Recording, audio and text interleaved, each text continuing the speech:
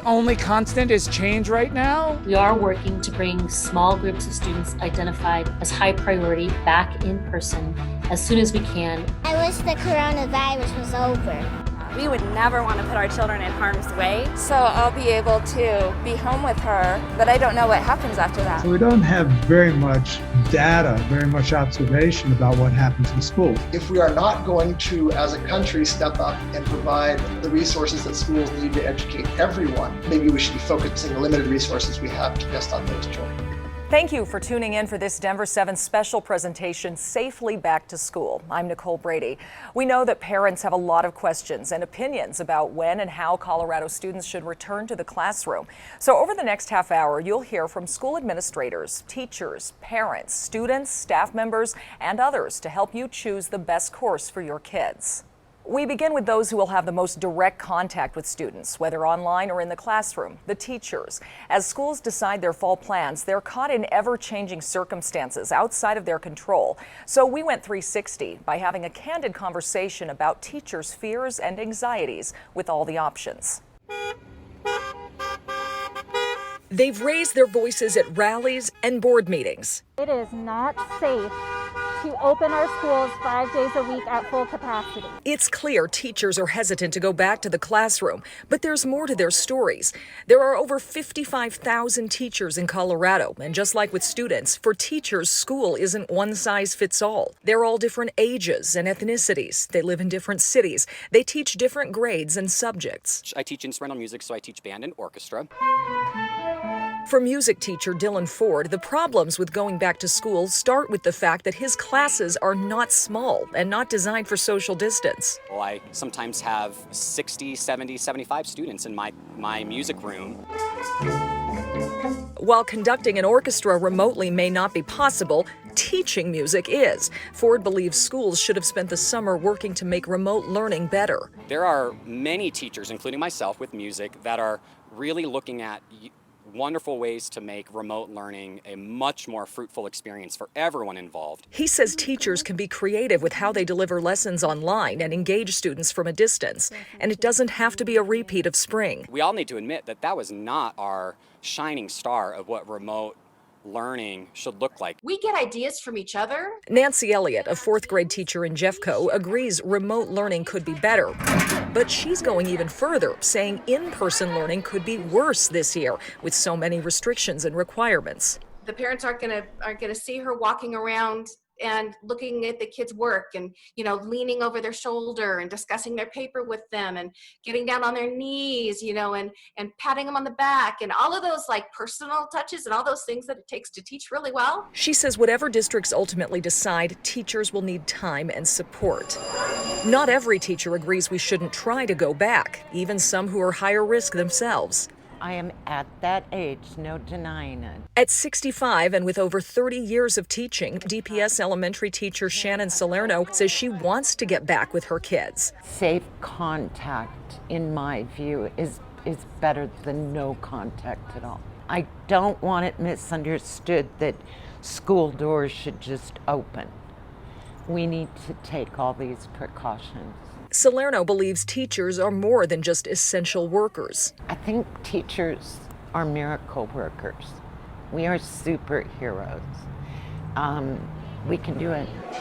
While most of us agree teachers are heroes, they aren't invincible, and neither are the tens of thousands of people that are either directly or indirectly affected by schools. COVID-19 is impacting Black and Brown people and Native people at higher rates. Branta Lockett teaches elementary in DPS.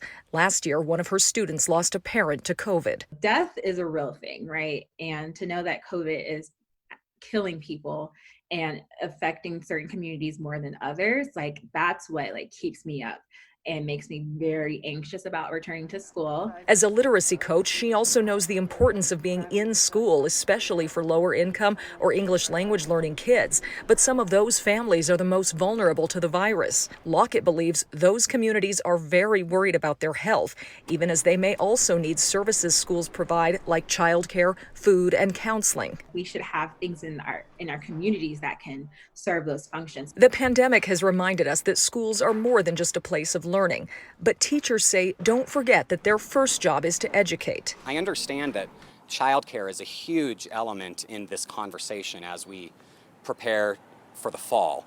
And I want to work together with parents to be creative about solving the childcare problem. I don't know if the answer to that is to unsafely stuff students into schools. This is what democracy looks like. And yes, teachers are fighting for themselves too, like they always have. This time, though, the stakes couldn't be higher. I'm willing to do what I need to do to make sure that I'm safe, my students are safe, their families are safe, our communities are safe. School districts planning for in-person learning face a big challenge: busing. School buses have poor air circulation and little room for social distancing. Health officials worry they're the perfect place for COVID-19 to spread. Chris Conte is taking a closer look at some solutions that could keep your kids safe. If the wheels on the bus go round and round, then you could say the thoughts spinning in Cheryl Merritt's mind right now are moving just as fast. I just want all the kids on the bus to stay safe, and all the drivers. 32 years as a bus driver, she's driven in every kind of weather condition imaginable. But this is the first time she's driven during a pandemic. Getting sick, and I don't want to get sick. As she reflects on the year ahead, Cheryl can only think about the virus. She's 61 years old and, like drivers nationwide, is terrified of catching COVID from kids on her bus. I don't want this. I don't want to die. I'm not ready to die, you know? But perhaps the biggest challenge with school buses is trying to figure out how to keep kids socially distant while in a confined space. When fully loaded with kids, most school buses fit about 77 students. Cramming students into a bus, though, would be a perfect place for COVID to spread. So the CDC is advising bus companies to have only one student per bench, taking some bus capacity down to about 12 kids. Meaning school districts would need to run double or triple the number of trips each day just to pick every child up. I just can't imagine how we can do it. There's only so much space in a bus. David Strong is a school transportation expert. He says even if schools wanted to run more buses, they couldn't because of a nationwide driver shortage. So they're having to get creative with start times. There are just so many questions and really no answers. Another concern, kids won't follow social distancing or mask rules once they're on a bus. As a result, many districts are adding bus monitors to routes. And in an effort to help with air circulation, some states are requiring bus windows be open year-round. It doesn't really matter what you're going to do with kids once you get them to school. You have to get them there first. When you go to stop and pick up a child, look at them, make sure they don't look sickly or they're coughing. As for Cheryl Merritt, she and other drivers are just preparing to be flexible so that students can return safely back to school. I'm Chris Conte reporting.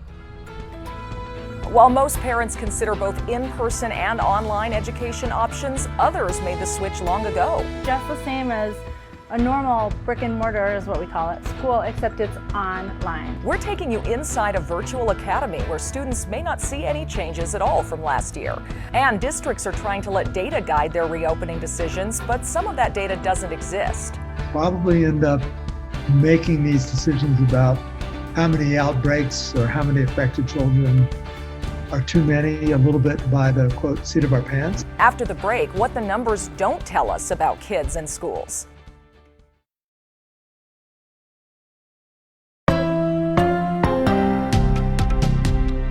Welcome back to a Denver 7 special presentation of Safely Back to School. Districts across Colorado have unveiled plans for a variety of learning models for the fall semester, some completely reversing course from initial restart plans. We know the constant changes to learning plans are frustrating for parents, students, and teachers alike, but state health officials say they just don't have the means to make a concrete plan right now. As Jennifer Kovaleski shows us, there are several unanswered questions about the role kids and schools play in transmitting the virus. This line is dictating how we live. We're acting in real time with the data we have. As coronavirus cases went up, restrictions grew with it. Remember, we had a peak early to mid-April. When we finally bent the curve, we saw a new kind of normal. Now we're fighting again to keep the virus at bay. There's a rise in case counts. While the data is shaping how we respond, there are no clear metrics for how students go safely back to school. I wish we had the data we need. Dr. John Zammit leads Colorado's COVID-19 modeling team, the expert researchers behind that line. When the pandemic hit, schools were closed down, so we don't have very much data, very much observation about what happens with schools. Data from around the world clearly shows children are far less likely to get seriously ill from the virus. But the big unanswered questions are how often children become infected and what role they play in transmitting the virus. We're having a big experiment. I'm hoping this works, that we learn by doing, and we learn how to keep children safe, the adults who work in schools safe. Zammit says schools will have outbreaks, but we don't yet know how many outbreaks is too many. Probably end up making these decisions about how many outbreaks or how many affected children are too many, a little bit by the, quote, seat of our pants. He says what will be key is contact tracing and watching the numbers closely. If we see a rise that leads to projections of unacceptable numbers of cases, the answer is going to be we're going to have to find ways to increase social distancing, whatever's driving. Governor Jared Polis says the most important guideline they want all schools to follow is cohort isolation. Fancy word, but what that means is if there's a class of 25, they need to not interact with other classes of 25. What is the worst case scenario with schools reopening? Really bad worst case scenarios is that we have an overlapping flu on top of our COVID-19 epidemic. Another concern is the potential for kids to get infected, many with no symptoms, and then spread the virus to adults in the school. And then, of course, just how having schools open may drive up the epidemic curve. What we do know is that as schools reopen in Colorado, all eyes will be on this line, and we don't yet know where it will take us. I think we need to be prepared to avoid another shutdown. I'm Denver 7 investigator Jennifer Kovaleski. For some families, choosing between in-person or virtual learning doesn't come down to safety, but resources as well. Coming up, meet a family pushing for their students to return to the classroom rather than risk falling behind because of internet access.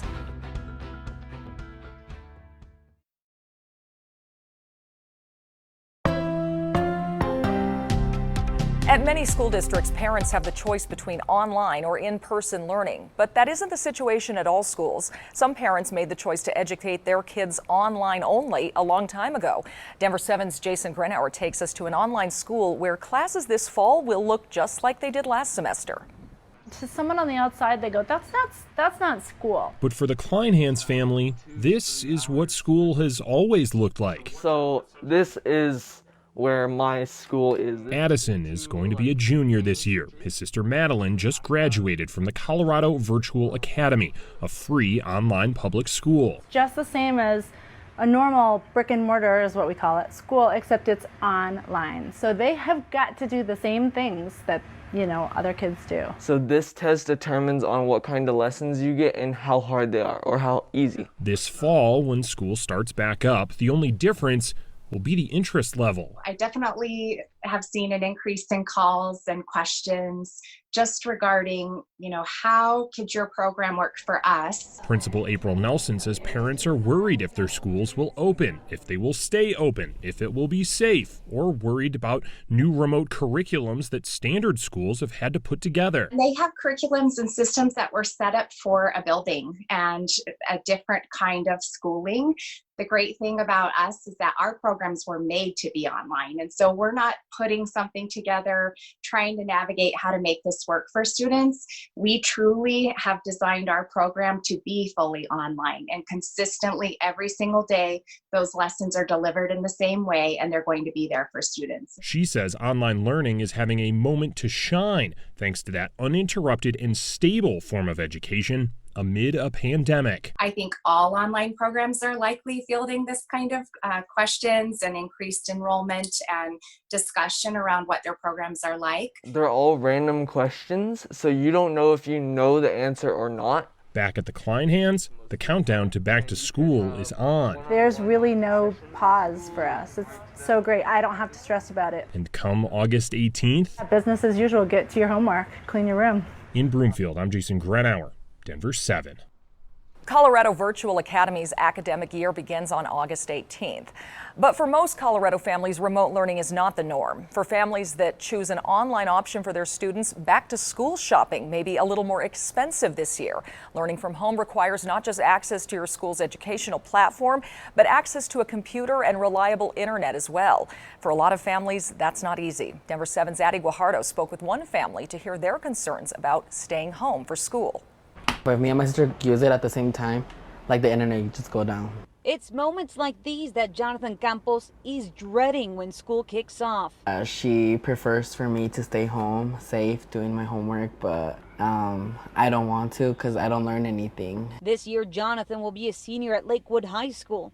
As the son of Mexican immigrants, And my mom migrating from another country. he wants to make his parents proud and show them how grateful he is for their sacrifices. I would love to graduate and like walk the stage and like see my parents, happy. And It's why he's stressed out about starting school this year online. Que no estamos preparados para. Jonathan's mom, Gloria Campos, says last school year no one was prepared. Here you are. Here's your device. Luckily, both of her children received a laptop from school. But it came with frustrations. it does take a while for us to like upload assignments. The family's basic internet added to the stress. $2 es mucho para mí. But Gloria says she can't afford to upgrade.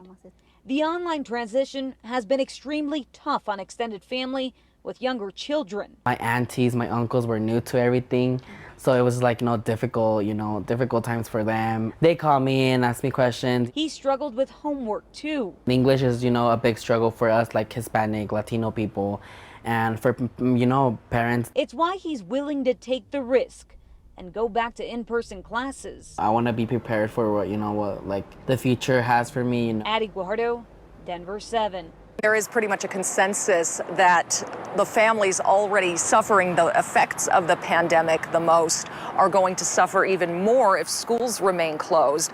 That includes families of color, non-English speaking families, lower income families. We know, for example, that Black and Hispanic populations are suffering the most severe health effects of the virus. So sending their kids to school is more dangerous for them. And yet, if they have to go to work, they need their children to be in school. These are terrible decisions to have to make. I spoke to the director of the National Education Policy Center at CU Boulder. He acknowledged most children need to be in school. Even the most privileged kids, most of them need to be in school. But with limited resources, we may have to prioritize. If we are not going to, as a country, step up and provide the resources that schools need to educate everyone right now at a high quality level, then maybe we should be doing so. Maybe we should be focusing the limited resources we have just on those children. He says special needs children and younger children also should be prioritized. And he says, yes, it does come down to money. The federal government giving states the funds they need to support schools to reopen safely. As we work to get our kids safely back to school, a big question mark is still resting over fall sports for students.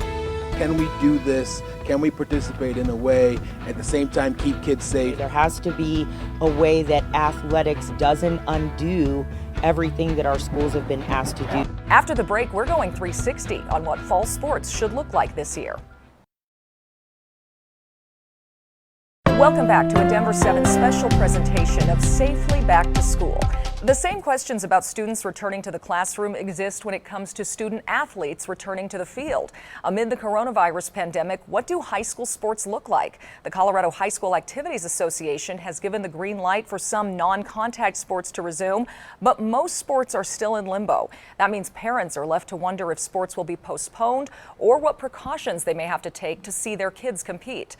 Denver 7's Russell Haythorne brings us multiple perspectives. Round two, ready, go! High school athletes are back on the playing field in Colorado. Oh, look at you, Baylor! These conditioning workouts for football players at Broomfield High are helping kids stay in shape for whatever's next. We all recognize there's not going to be a vaccine by the fall. So the reality of is, can we do this? Can we participate in a way, at the same time keep kids safe? It's not as easy as say, let the kids play. There has to be a way that athletics doesn't undo everything that our schools have been asked to do. So we're going 360 on the possibility of high school athletics and activities returning this fall.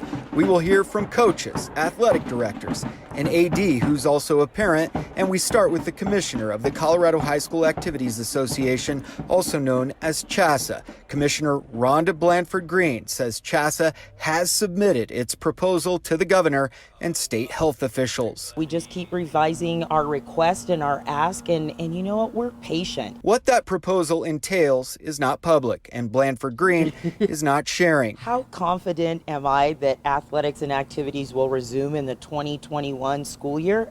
Absolutely. I feel like we can make that happen. That brings us to district leaders like Broomfield Athletic Director Steve Shelton. I would say we're cautiously optimistic. I think we're coming down to crunch time.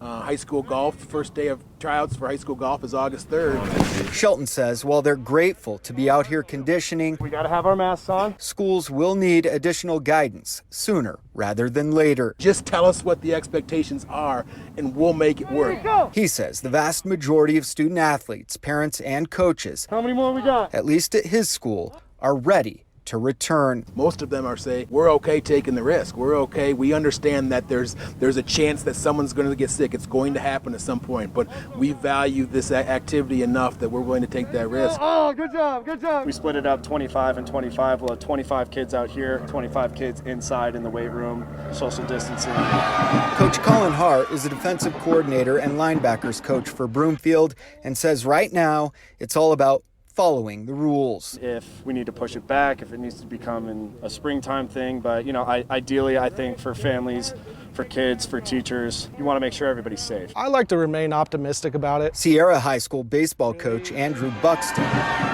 says he's moving forward. Until they tell us to get off the field, you can't be there, we're going to be out there. He's concerned the rules could be different district to district.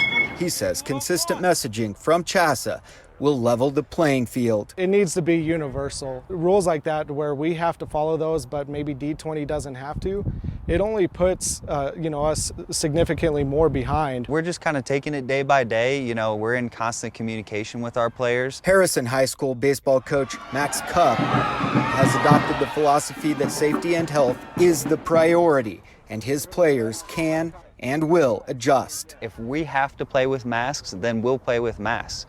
We adapt to our environment and we just overcome those challenges that present themselves. Rounding out the discussion is Adam Kelsey, who's a dad, an assistant principal, and an athletic director. I feel like we've worked all summer in talking about scenarios and safety and accommodations and restrictions. Cappy, you're down here, let's go. At Denver South High School, they've moved into phase 2 of conditioning. The quarterback and the receivers can run and throw routes. Kelsey has told his coaches it's their discretion how to train this offseason, a message he can't overstate after the South High girls basketball coach spent 2 months in the hospital fighting COVID-19. In terms of just within our own school community, that was a pretty serious caution flag for us. Go! But Kelsey says in order to move forward, Go get your cleats on. they need a decision from the state. We've all been fairly patient, but now we're certainly coming up on the scheduled start of fall sports, and parents and student athletes are pretty anxious. Few more rounds. Other states have already made these tough calls. Florida, for example, is starting fall athletics on time. Texas is delaying everything by 2 weeks. And California has said no sports will return until December. Safety will be paramount, no question about it. But what it will look like is still very much in question. If you are at risk, if you are a person in that category, then you have to protect yourself, and high school athletics may not be for you right now. Our mission speaks to us providing safe opportunities and safe environments, and we're not going to veer from our mission. Good job today, boys. Fun way to end it. Way to wear your mask. I know it's not the best way to breathe, but hey, we did it. Russell Haythorne, Denver 7. 1, 2, 3, Eagles! Thank you for watching this Denver 7 special presentation. We are committed to giving you all the latest information to help you navigate the return to school this fall. To find more safely back to school stories, including interviews with local superintendents about their learning plans, just hit the back button on your remote and search for Safely Back to School. I'm Nicole Brady.